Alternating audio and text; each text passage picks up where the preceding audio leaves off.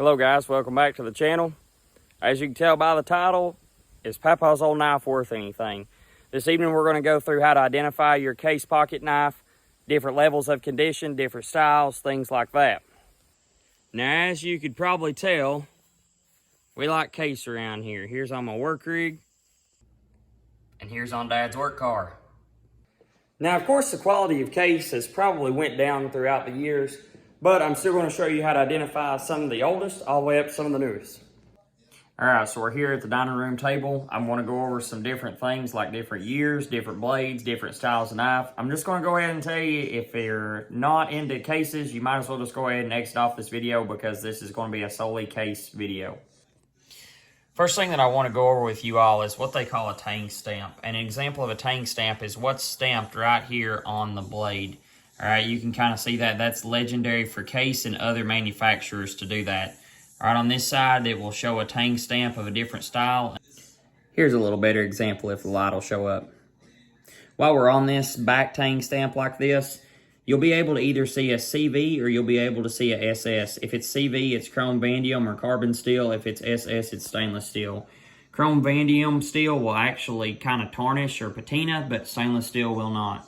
Chrome vanadium is also able to rust, so be careful with that. I couldn't tell you how many people that I've saw throughout my few years that I've been trading knives say they have this year knife and then it turns out to be completely different. I went ahead and I drew this little poster board out of different years for tang stamps. This is on the internet, but I thought I'd just draw it out for a bigger version. This is some of your earliest types of case knives. You'll see some that's earlier than this, but this is some of the earliest that you'll actually still see floating around. This is W.R. Case & Sons, Bradford, PA, and that's 1905 to 1914. The next one is Case Tested, XX. Okay, there's some others that has like case and then 25 cents on it. That's around the same time period too. Okay, this is from 1920 to 1940. Straight Case XX, they call these straight X's. Okay, these are from 1940 to 1964. Your next series is Case XX USA. These are 1965 to 1969. Pre-1969, you were never able to identify them by the year, just year ranges. You hop down here to 1970. 1970 is the same design as 65 to 69, but now we have dots. Okay, I've kind of marked 10 dots. 10 dots means that it's a 1970. If it was 9 dots, it'd be a 1971. If it was 8 dots, it'd be a 1972, and so forth. Case kept this all the way up until modern day. This is the 80s. You can see how that they call it like a lightning bolt S. Okay, sometimes too, if you see a knife that has a lightning bolt S, it'll be stainless steel, but sometimes you'll see these with regular S's, and that would mean it's carbon. The next one is 90 to 99. Okay, this would be like a 1995 5 dot 94. I guess it'd be a 94. It'd be a 5 dot. Okay, this is a 2000 through 2009 style. This is the first time they started using dots and X's.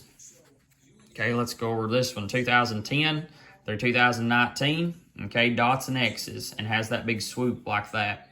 All right, and this is the common present day one. Okay, this would actually be a 2020 knife. It has all 10 dots. Okay, so this would be a 2020. While we're on this poster, I want to go ahead and show you what the numbers on the back of these blades mean.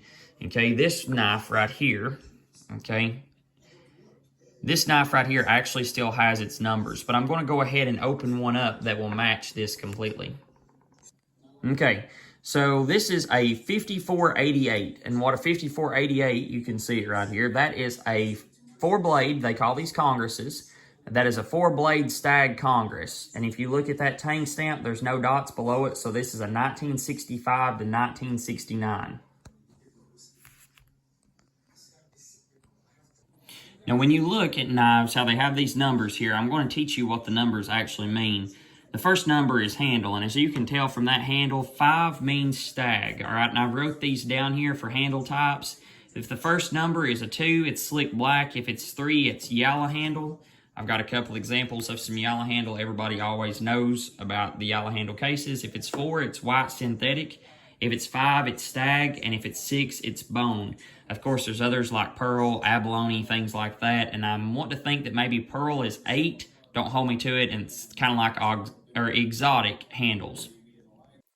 Your second number in the series is your blade numbers. As you can see, this is a Congress. There's 4 individual blades, 1, 2, 3, and 4. Okay, if it was a 2-bladed knife, this number would be 2. If it was a 3, it'd be a 3, and so forth. And this last series numbers here is your pattern number. Okay, remember I told you that this is a big Congress. Okay, here's another big Congress. These are called 88s. Okay, if you've got 88s, you've got money. It doesn't really matter how rough they are, they're at least worth something to someone. Okay, I've only got 2 88s and they're really not in mint condition by no means. Okay, it's just some cool little users that I like to throw in my pocket sometimes. Now, just to kind of show you a difference between a large Congress and a medium Congress, this is called an 88. This one is, and this one's called a 52. Okay, and if you look at the back of the blades on these, if this one wasn't worn out, it would say a 52 on the back. The handle number would also say 3 because it's yellow handle. Okay, but that's a little size comparison between a 52 pattern and an 88 pattern. Okay, so the next part of this video, I want to actually show you the tang stamps in person. Okay, so this is the oldest knife that I have. This knife can be anywhere from 1920 to 1940, and I'll let you all get a look at that. That is a case-tested stamp. The next one that we have here is a double X stamp. Okay, this one's pretty common. It's 1940 through 1964, although these knives are getting pretty hard to find. They're still pretty common, but they're definitely harder to find than a newer knife. The next one, of course, is a 65 through 69, and we'll just go ahead and use this big Congress here. Okay, Case XX USA, no dots. Okay, let's hop over to 1970. We've got a Muskrat here.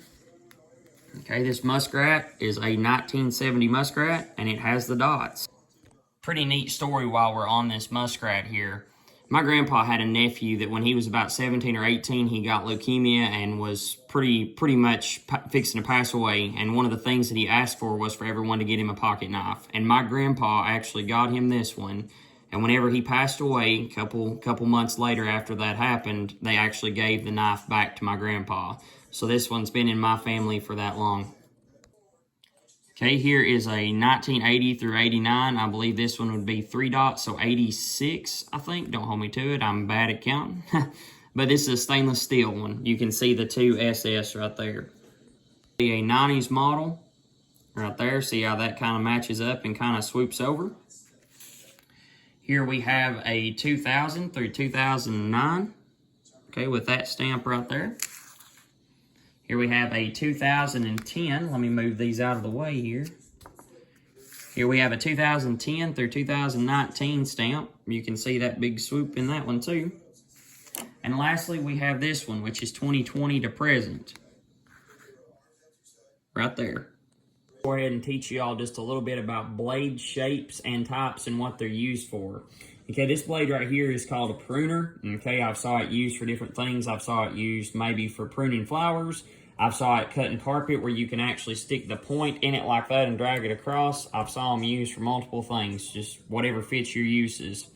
Okay, on this Congress here, this Congresses are always known as gentleman knives. And you have a pen blade, which was often used back in the old days to sharpen quills. Okay, so basically the feathers that you would dip in ink. A lot of your Congresses have got, I guess all Congresses have got a small pen blade. Okay, another type of blade that we've got here is a common blade found on a small whittler. Okay, I don't really know the exact name, but I always just call it the carving blade. Okay, it's a small clip blade. All right, here's a spear point. As you can see, it looks like a spear. Okay, you'll find these on jackknives. You'll find them in Congresses. Okay, you'll find spear points on a lot. Now, someone can help me out with this one, and this is another blade that's on a Congress. I've always just known it as kind of like a wood carving, like maybe a carpenter's blade, something to maybe trim or shave something that doesn't just fit just right. But drop down in the comments below if you have any idea. Okay, now these are 2 specific blades that's found a lot on Stockmans. And there's a reason why these knives are called the Stockman. This blade is called a sheep's foot blade, and it's meant for chopping, things like that. It's a pretty heavy-duty blade. Okay, and this blade is actually sharpened all the way up to that point that you see right there. It's almost sharpened in a curve. These blades were used for castration of farm animals, okay? And there's a reason why this blade is on opposite end of the other one, to make sure that whenever the farmer was using his knife, he had to specially open this one to use it rather than it being on the side of the others. Okay, it's just a way to keep it open, or keep it clean, keep it sharp. Okay, a lot of your older cases have got 4 flesh only stamped in right here. Okay, but the newer ones don't have that anymore. Okay, and then lastly, this is just your common clip blade. Okay, common clip blades are used for slicing, dicing, poking, whatever you need to use it for. Okay. Okay, so I'm going to go through these types real quick. Okay, this is a whittler. A whittler has a blade that goes this way and then 2 that goes this way, and I'll go ahead and show you the other whittlers while we're at it. There is a 70s model 83 whittler. Here is a 99 83 whittler. Okay, I believe that's all the whittlers we have. Of course, we've been through these two. We've got the big Congresses and we've got the little Congress. Okay, these are 2 half jacks, they call them. The jackknife is just a basic knife. 2 blades, both opening from the same direction. This one has a clip blade and the other one has a spear point. Okay, here's a Stockman. Here's a Stockman. Okay, this is a copperhead. If y'all ever seen those before, it's got a clip blade and a pin blade. Here's a canoe, obviously, because it's shaped like a canoe, and some of the older ones have actually got a Native American inside a canoe carved into the blade. Here's a peanut because of how small they are. Here is a small Texas Jack, they call them. Here's a small Stockman. Here's a big whittler, okay? Now, you'll see that both of these are whittlers because you've got 1 blade going this way and 2 going this way, but this is the big one that they call it. Here's a muskrat. A muskrat has 2 clip blades, one that opens this way and one that opens that way. Here's a trapper, a fishing knife, and another Stockman and a hawkbill, okay? The hawk bills are obviously called hawk bills because they look like a hawk's bill, okay? About in this video is condition. Just because you have a 1920 through 1940 tested case knife does not mean that it's worth hundreds of dollars. And that's what I wish everyone would realize about knives, vehicles, tractors, whatever.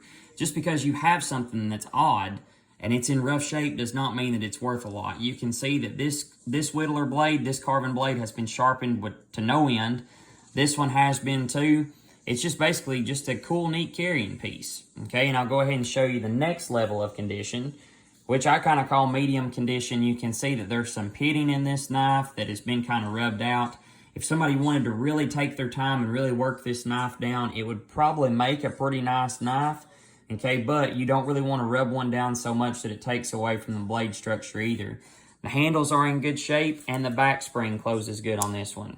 Okay, as well as this one too. Okay, if they don't have a good snap, they either need a good oiling or they're just wore out. And lastly, this is a mint condition knife. Okay, this knife is from 1975. Okay, this knife is mint. I mean, almost perfect. Never been sharpened. The handles have no cracks or anything like that. So if you compare this one to this one, to this one, you can see how the condition progresses either downwards or upwards. Now, I could sit and make a video probably over every single tip, every single trick, everything like that, and probably have a series 10, 11 episodes long of the tips and tricks with case pocket knives. This was just a quick one to get you started. If you're ever wondering if any of the knives that your grandpa had, your dad had, uncle, whoever is actually worth anything, I hope this video helped you at least identify what they were. Thank you all for watching. I know it's something a little different, but we may try those types of videos, see what everybody likes. Have a good evening, guys.